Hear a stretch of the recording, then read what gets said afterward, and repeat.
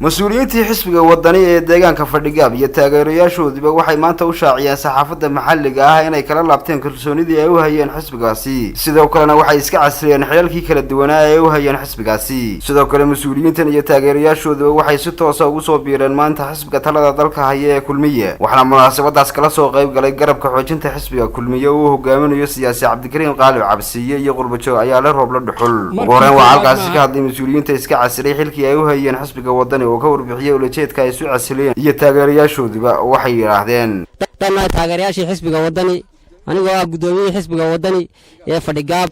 waxaan maanta halkan ka sheegayaa oo aan ka cadeynayaa xilkii aanu hayo xisbiga wadani inaan iska caslay waa naga qaadanay calaamadii xisbiga kulmiye iyo calaamadii siyaasaantiisii sidaas aan u sheegaynaa xafiisyadii uu ku lahaa halkana waanu bedelay saddex xafiis bay ahaayeen waxa la wareegay xisbiga kulmiye waxayna ku beereen xisbiga kulmiye ku beereen waxaan leenahay fashaluu baan leenahay xisbiga wadani waa fashaluu waan iska casilay anigu garabka haweenka anigu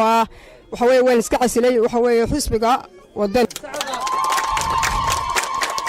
annagoo in badan la soo jiifnay annagoo waxa weeye wax qabasho wuxuu noo qabtay aan waxba ka garan weynay annagoo in badan la soo jiifnay annagoo in badan dadka ku macaaradaynay waxa weeye taageerayaashii iyo wax walba aan ku soo dhirinay waxa weeye aan maanta aan faa'iido ka waxba ka gaari waayay waxa weeye waan anigu waxa weeye waa aniga taageerayaashii waa ka baxnaa anigoo ah xoghayihii xafiiska degmada fadhigaab ee wadani waxaan ku soo wareegay maanta xisbiga kulmiye waxaa soo dhaweeyay taageerayaashii cusub maamulka xisbiga kulmiye ee deegaankaasi iyo waliba garabka xoojinta xisbiga kulmiye gudoomiyihii kulmiye xisbiga kulmiye ee fadhigaab gudoomiyihiisii baan hay marka xiga waxaan haddaan hay gudoomiyihii waxaan soo dhawaynayaa oo si mugla soo dhawaynayaa oo si wacan u soo dhawaynayaa oo garabka igu soo biiray ee wadani wixii fadhigaab ka ahaa wadani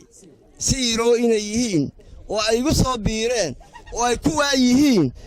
baan halkan ka cadeynaya sidoo kale waxa iyaguna halkaas ka hadlay soo dhaweeyay mas'uuliyiinta iska casriye xilalkii u hayeen xisbiga wadani siyaasi Cabdikariin Qaalib Cabsiye iyo qurbajoog ayaan la roob la dhuxul waxaana yiraahdeen halkan tii koobaad maaha 15 magaalo oo galbeedka ku yaala